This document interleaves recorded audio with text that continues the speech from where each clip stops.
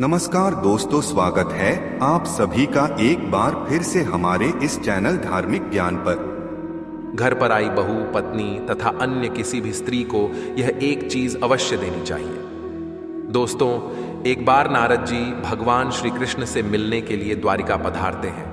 नारद जी को देखकर भगवान श्री कृष्ण कहते हैं, हे देवर्षि, द्वारिका में आपका स्वागत है। आज किस प्रयोजन से द्वारिका में आपका आगमन हुआ है? नारद जी कहते हैं, हे प्रभु, आप सब कुछ जानते हैं, फिर भी पूछ रहे हैं। फिर भी आप आज्ञा दें तो आपसे कुछ पूछने की चेष्टा करता हूं। हे प्रभु, एक स्त्री पुरुष से सबसे अधिक किस चीज की इच्छा रखती है? जब एक कन्या विवाह के बाद अपने ससुराल में जाती है तो वह अपने ससुराल वालों से तथा अपने पति से सबसे अधिक किस चीज की मांग रखती है, जो सुवर्ण, गहने, वस्त्र, भोजन आदि से भी बढ़कर है? तब भगवान श्री कृष्ण कहते हैं, हे देवर्षि, आपने बहुत ही उत्तम प्रश्न किया है। आपके इस प्रश्न में संसार की समस्त स्त्रियों का कल्याण छिपा हुआ है। आपके इस अत्यंत महत्वपूर्ण प्रश्न का उत्तर देवी नंदा की कथा में छिपा हुआ है। देवर्षि कहते हैं, हे प्रभु, ये देवी नंदा कौन थी? उनका आचार विचार कैसा था? मैं देवी नंदा के विषय में जानने के लिए उत्सुक हूं। कृपया आप मुझे देवी नंदा का वृतांत सुनाने की कृपा करें। भगवान श्री कृष्ण कहते हैं, हे देवर्षि, देवी नंदा गुणवान, मनोकामना को पूर्ण करने वाली गाय थी। केवल नंदा का नाम अपने मुख से लेने मात्र से ही पापों का नाश होता है। देवी नंदा की यह महान कथा सुनने मात्र से ही मनुष्य के समस्त दुखों का नाश होता है और उसे सुख समृद्धि प्राप्त होती है। देवी नंदा महान, पुण्यवान तथा समस्त मनोरथों को पूर्ण करने वाली साक्षात देवी है।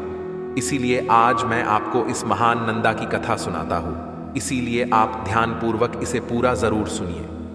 देवर्षि कहते हैं, हे प्रभु, आज मेरा बड़ा सौभाग्य है कि आपके मुख से मुझे देवी नंदा की कथा सुनने को मिल रही है। मैं इस कथा को पूरा अवश्य सुनूंगा और इसका प्रचार करूंगा। फिर भगवान श्री कृष्ण कहते हैं, हे देवर्षि, पूर्व काल में पृथ्वी लोक पर प्रभंजन नाम से प्रसिद्ध एक महाबली राजा रहा करते थे। एक दिन महाराज प्रभंजन रथ में बैठकर शिकार करने के लिए जाते हैं। जंगल में वे शिकार करने के लिए इधर उधर घूम रहे होते हैं। तभी उन्हें जंगल में झाड़ियों के बीच एक हिरनी दिखाई पड़ती है। महाराज ने तुरंत अपना बाण निकाला और उस हिरनी की ओर छोड़ दिया। बाण लगते ही हिरनी घायल हो गई और चारों ओर देखने लगी तो उसकी दृष्टि महाराज प्रभंजन पर पड़ी। महाराज को हाथ में धनुष्य लेकर खड़ा हुआ देखकर हिरनी बोलने लगी, अरे दुष्ट, ये तूने क्या कर दिया? तुम्हारा यह कर्म पाप से भरा हुआ है। मैं निर्भय होकर इस वन में अपने बछड़े को दूध पिला रही थी। ऐसी अवस्था में तूने मुंह निरपराध हिरनी को अपने बाण का निशाना बनाया। तू बहुत निर्दयी और क्रूर है। शास्त्र कहते हैं कि बच्चे को स्तनपान करती हुई स्त्री की ओर देखना भी महापाप होता है। तूने तो मेरी हत्या करने की चेष्टा की है।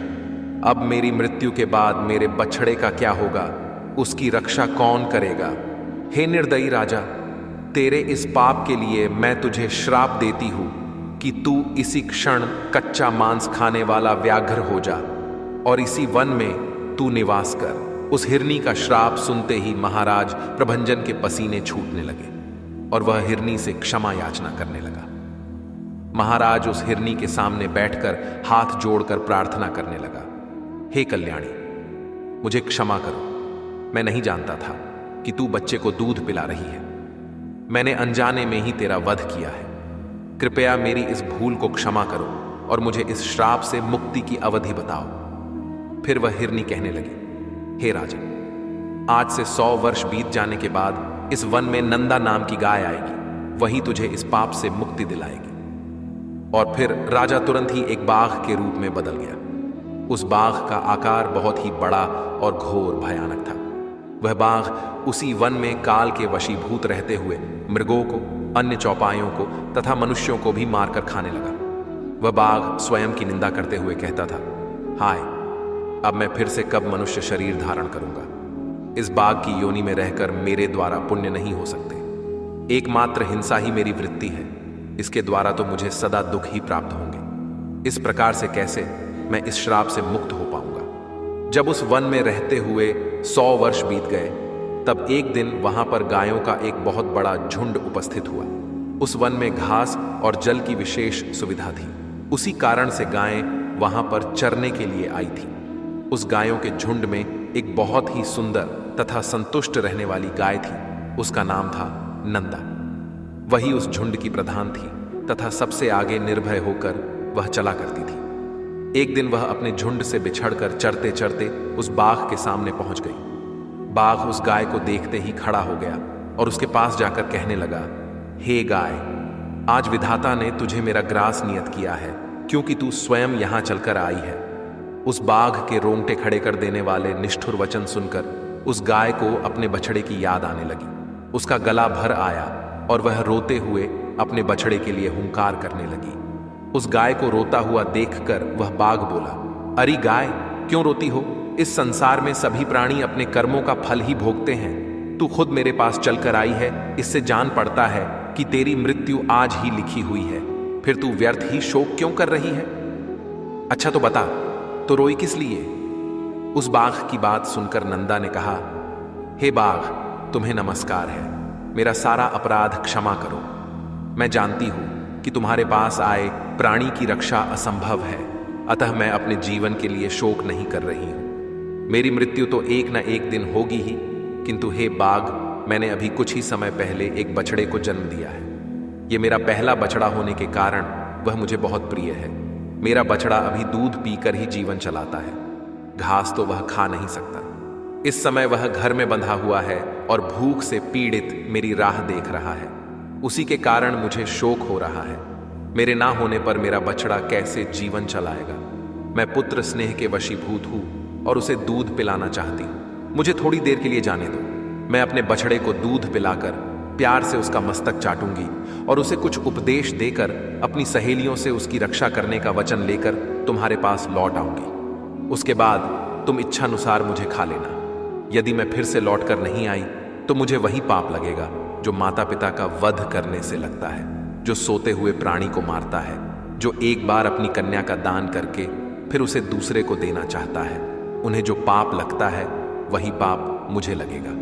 इस पाप के भय से मैं पुनः लौट कर आऊंगी। नंदा की ऐसी शपथ को सुनकर बाघ को उस पर विश्वास हो गया और वह बोला, हे गाय, तुम्हारी इन शपथों पर मुझे विश्वास हो गया है, पर कुछ लोग तुमसे कहेंगे कि प्राण संकट में पड़ने पर विवाह में और गाय को संकट से बचाने में जो शपथ ली जाती है उसे तोड़ने पर पाप नहीं लगता, किंतु तुम इन बातों पर विश्वास मत करना।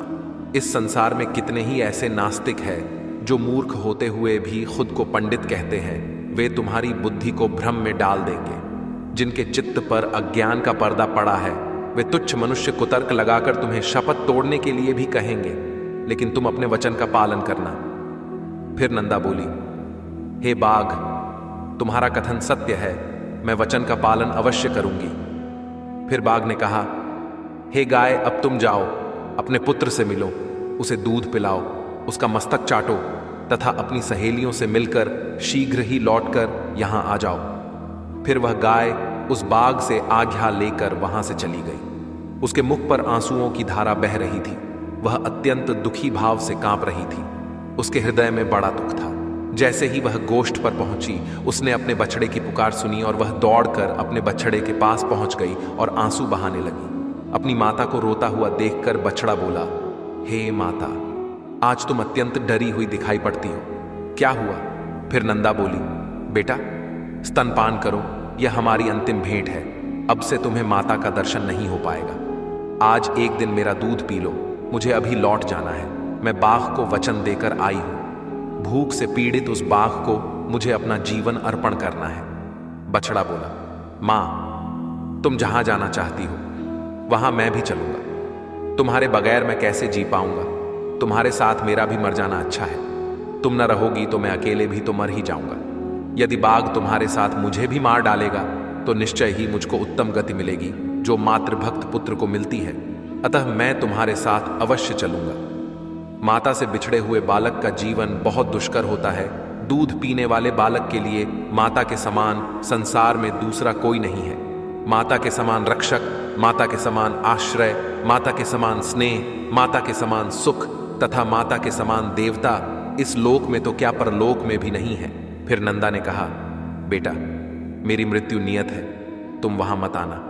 जिसकी मृत्यु नियत है केवल उसी की होती है। तुम्हारे लिए मेरा यह अंतिम संदेश है, मेरे वचनों का पालन करते रहो, यही मेरी अंतिम इच्छा है। जल के समीप अथवा वन में घूमते समय कभी प्रमाद न करना।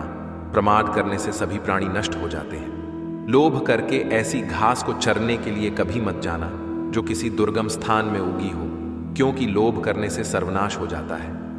लोभ के कारण विद्वान पुरुष भी भयंकर पाप कर बैठते हैं। और हर किसी पर विश्वास भी मत करना। लोभ, प्रमाद और हर एक पर विश्वास करना, इन 3 कारणों से प्राणी का नाश होता है। इन 3 दोषों का परित्याग करना चाहिए। बेटा, जिसने एक बार विश्वास तोड़ दिया हो उस पर कभी विश्वास नहीं करना चाहिए, और जिस पर अधिक भरोसा हो उस पर भी आंख बंद करके विश्वास नहीं करना चाहिए, क्योंकि दूसरों पर विश्वास करने से भय उत्पन्न होता है और विश्वास करने वाला ही नष्ट हो जाता है। दूसरों का तो क्या, अपने शरीर का भी विश्वास नहीं करना चाहिए। ये कब साथ छोड़ जाए इसका भी कोई भरोसा नहीं है। बेटा, तुम धर्म का चिंतन करो। मेरी मृत्यु से तुम्हें घबराना नहीं चाहिए, क्योंकि एक न एक दिन सभी की मृत्यु होनी ही है। बेटा, तुम शोक छोड़कर मेरे वचनों का पालन करो। इतना कहकर नंदा अपने पुत्र का मस्तक चाटने लगी और अत्यंत शोकाकुल होकर रोने लगी। फिर वह अपने पुत्र को निहारते हुए अपनी सहेलियों के पास चली गई और अपने सहेलियों को सारी हकीकत बता दी।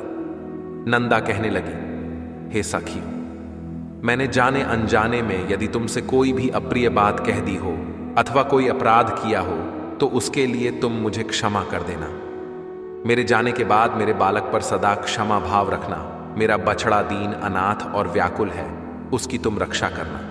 मैं तुम्हें उसे सौंप रही हूं, अपने पुत्र की भांति इसका पोषण करना। नंदा की बात सुनकर उसकी सखियों को बड़ा दुख हुआ। सभी सखियां आश्चर्य में पड़कर बोली, बड़े आश्चर्य की बात है। बाघ के कहने से सत्यवादिनी नंदा फिर से उस भयंकर बाघ के पास जाना चाहती है। स्वयं के प्राण बचाने के लिए शपथ और सत्य का त्याग करना चाहिए और शत्रु को धोखा देना चाहिए। सखियां बोली, हे नंदा, अपने बछड़े को छोड़कर तुम वहां पर मत जाओ। सत्य के लोभ से जो तू उस बाघ के पास जा रही है, यह तू अधर्म कर रही है। इस विषय में धर्मवादी ऋषि मुनियों ने कहा है, प्राणों पर संकट आने पर वचन का पालन न करने से पाप नहीं लगता है। यदि झूठ बोलकर प्राणों की रक्षा होती है तो वह अधर्म नहीं, धर्म ही कहा जाता है। फिर नंदा कहती है, हे सखियों, दूसरों के प्राण बचाने के लिए मैं भी झूठ बोल सकती हूं, किंतु खुद के प्राणों की रक्षा के लिए मैं झूठ नहीं बोल सकती हूं। यह अधर्म है। जीव अकेले ही गर्भ में आता है और अकेले ही मरता है। अकेले ही उसका पालन पोषण होता है तथा अकेले ही वह सुख दुख भोगता है। इसीलिए मैं सदा सत्य ही बोलूंगी। सत्य पर ही संसार टिका हुआ है। सत्य के कारण ही समुद्र अपनी मर्यादा का उल्लंघन नहीं करता। स्वर्ग, धर्म तथा मोक्ष सब सत्य के मार्ग पर चलकर ही प्राप्त किए जा सकते हैं। जो अपना वचन तोड़ता है वह अपने सभी पुण्य कर्मों को नष्ट कर डालता है। सत्य ही अगाध जल से भरा हुआ तीर्थ है। जो उस तीर्थ में स्नान करता है वह सब पापों से मुक्त होकर परम गति को प्राप्त करता है। 1000 अश्वमेध यज्ञ और सत्य वचन, ये दोनों अगर तराजू पर रखे जाएं तो सत्य का पलड़ा भारी होगा। सत्य ही उत्तम तप है। सत्य ही उत्कृष्ट शास्त्र ज्ञान है। संपूर्ण आश्रयों में सत्य का आश्रय ही श्रेष्ठ माना गया है। कितनी भी मुश्किल परिस्थिति खड़ी हो जाए, सत्य का पालन हमेशा करना चाहिए। सत्य के उच्चारण से बड़े से बड़ा पापी भी स्वर्ग में पहुंच जाता है। इसीलिए मैं सत्य का परित्याग कभी नहीं कर सकती। नंदा के ऐसे वचन सुनकर सखियां बोलने लगी, हे नंदे, तुम जगत के संपूर्ण देवताओं और दैत्यों द्वारा नमस्कार करने के योग्य हो, क्योंकि तुम परम सत्य का आश्रय लेकर अपने प्राणों का भी त्याग कर रही हो, जिनका त्याग करना बहुत कठिन है। हे कल्याणी, इस विषय में हम तुम्हारी बराबरी नहीं कर सकते। तुम तो धर्म का बीड़ा उठा रही हो। तुम्हारे इस महान त्याग से हमें यह यकीन है कि तुम्हारा तुम्हारे पुत्र से वियोग नहीं होगा, क्योंकि जिस नारी का चित्त कल्याण मार्ग में लगा हुआ है उस पर कभी आपत्ति नहीं आती। यमराज भी उस प्राणी के प्राण नहीं लेते हैं। उसके बाद सभी से मिलकर नंदा समस्त गो समुदाय की परिक्रमा करके वहां के देवताओं और वृक्षों से विदा लेकर उस जंगल की ओर चल पड़ी। नंदा उस स्थान पर जा पहुंची जहां पर वह तीखी दाढ़ों वाला और भयंकर आकार वाला वह मांस भक्षी बाघ बैठा हुआ था उसके पहुंचने के साथ ही उस गाय का बछड़ा बहुत तेजी से दौड़ता हुआ वहां पर आ गया और अपनी माता तथा उस बाघ के बीच में आकर खड़ा हो गया। बछड़े को देखकर वह नंदा गाय उस बाघ से बोली, हे बाघ, मैं सत्य धर्म का पालन करती हुई तुम्हारे पास आ गई हूं। अब तुम केवल मुझे खाकर अपनी तृप्ति करो, किंतु मेरे बछड़े को जीवन दान दो। फिर वह बाघ बोला, हे गाय, तुम तो बड़ी सत्यवादिनी निकली। हे कल्याणी, तुम्हारा स्वागत है। जो अपने वचन का पालन करता है, जो सत्य की राह पर चलता है, उसका कभी अमंगल नहीं होता। तुमने यहां से जाने से पहले जो वचन दिया था, उसे सुनकर मुझे बड़ा कौतूहल हुआ था कि ये यहां से जाकर कैसे लौट सकती है। तुम्हारे सत्य की परीक्षा के लिए ही मैंने तुम्हें भेज दिया था, अन्यथा मेरे पास आकर तुम जीवित नहीं लौट सकती थी। लेकिन मेरा वह कौतूहल पूरा हुआ। मैं तुम्हारे भीतर सत्य की खोज कर रहा था, वह मुझे मिल गया। इस सत्य के प्रभाव से मैं तुम्हारे प्राणों को बख्श देता हूं।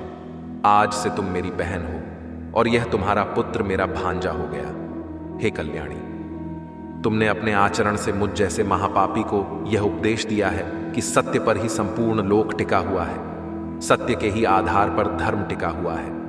हे देवी, जो तुम्हारा दूध पीते हैं वे सभी धन्य हैं, कृतार्थ है, उन्होंने पुण्य प्राप्त किया है, उनका जन्म सफल हुआ है। गायों में ऐसा सत्य है, यह देखकर अब मुझे अपने जीवन से घृणा हो रही है। अब मैं भी वह कर्म करूंगा जिसके द्वारा मैं पाप से छुटकारा पाऊं। अब तक मैंने हजारों जीवों को मारा और खाया है। मैं महापापी, दुराचारी और निर्दयी हूं। पता नहीं इस पाप के कारण किस लोक में जाना पड़ेगा। बहन, इस समय मुझे पापों से शुद्ध होने के लिए कौन सी तपस्या करनी चाहिए, उसे संक्षेप में बताओ। फिर वह गाय बोली, हे बाघ भाई, विद्वान पुरुष सत्य युग में तप की प्रशंसा करते हैं और त्रेता में ज्ञान की, तथा द्वापर युग में यज्ञ को उत्तम कहा गया है और कल युग में एकमात्र दान को ही श्रेष्ठ माना गया है।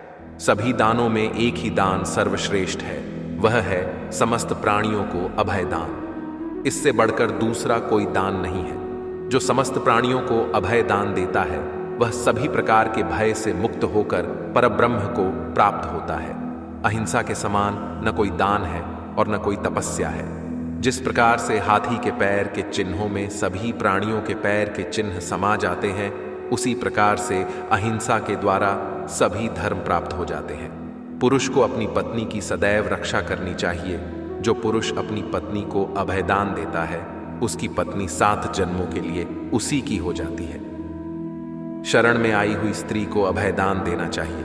जिस पुरुष से किसी भी स्त्री को भय नहीं लगता, वह पुरुष तीनों लोकों में कीर्ति प्राप्त करता है। जो कभी किसी स्त्री के साथ हिंसा नहीं करता, जो सदैव स्त्रियों की रक्षा करने में तत्पर रहता है, उसे विष्णु लोक की प्राप्ति होती है। स्त्री का वध करने वाले को कुंभीपाक नरक में डाला जाता है। इसीलिए पुरुष का यह कर्तव्य होता है कि वह अपनी पत्नी की रक्षा करे, उसे अभय दान दे। जिस व्यक्ति से सभी को भय लगता है, जो दूसरों में डर निर्माण करता है, जो दूसरों के साथ हिंसा करता है, वह सबसे बड़ा पापी है। और जो सभी से प्रेम करता है, सभी पर दया दिखाता है, जो सभी को अभय दान देता है, वह तीनों लोकों में कीर्ति प्राप्त करता है। यही परम कल्याण का साधन है, जिसे मैंने संक्षेप में तुम्हें बताया है। फिर बाघ ने कहा, हे देवी, पूर्व काल में मैं एक राजा था, किंतु एक मृगी के श्राप के कारण मुझे बाघ का शरीर प्राप्त हुआ था। तब से मैं निरंतर प्राणियों का वध कर रहा था, जिस कारण से मैं सारी बातें भूल गया था। इस समय तुम्हारे संपर्क से और उपदेश से मुझे फिर से सब कुछ स्मरण हो गया है। हे देवी, अब मैं तुमसे एक प्रश्न पूछता हूं, तुम्हारा नाम क्या है? वह गाय बोली, मेरे स्वामी का नाम नंद है और उन्होंने ही मेरा नाम नंदा रख दिया है। फिर जैसे ही नंदा का नाम कान पर पड़ा, राजा प्रभंजन श्राप से मुक्त हो गए और बाघ का रूप छोड़कर फिर से अपने पूर्व स्वरूप में लौट कर आ गए। फिर उसी क्षण नंदा का दर्शन करने के लिए साक्षात धर्मराज उस स्थान पर आ गए और बोलने लगे, हे नंदा, मैं धर्म हूं, तुम्हारी सत्यवाणी से आकर्षित होकर यहां आया हूं। तुम मुझसे कोई श्रेष्ठ वर मांग लो। धर्म का वचन सुनकर नंदा ने यह वर मांगा, हे धर्मराज, आपकी कृपा से मैं अपने पुत्र सहित उत्तम पद को प्राप्त हो जाऊं। इस स्थान पर मौजूद जो सरस्वती नदी है, वह मेरे ही नाम से प्रसिद्ध हो और इसका नाम नंदा पड़ जाए। यह स्थान पर धर्म प्रदान करने वाला शुभ तीर्थ बन जाए। इस प्रकार से वर मांगने पर धर्मराज ने तथास्तु कहकर वहां से अदृश्य हो गए और नंदा अपने बछड़े के साथ उत्तम लोक को चली गई। तो दोस्तों, इस प्रकार से इस कथा के माध्यम से हमें पता चलता है कि सबसे बड़ा दान अभय दान है। कभी भी अपने माता पिता, पत्नी, मित्र आदि के साथ हिंसा ना करे, सभी से प्रेम करे और संसार के सभी प्राणियों को अभय दान प्रदान करे। यह कथा आपको कैसी लगी कमेंट करके जरूर बताएं। वीडियो अच्छा लगा तो इसे लाइक जरूर करें और कमेंट में जय गौ माता तथा जय श्री कृष्ण जरूर लिखें।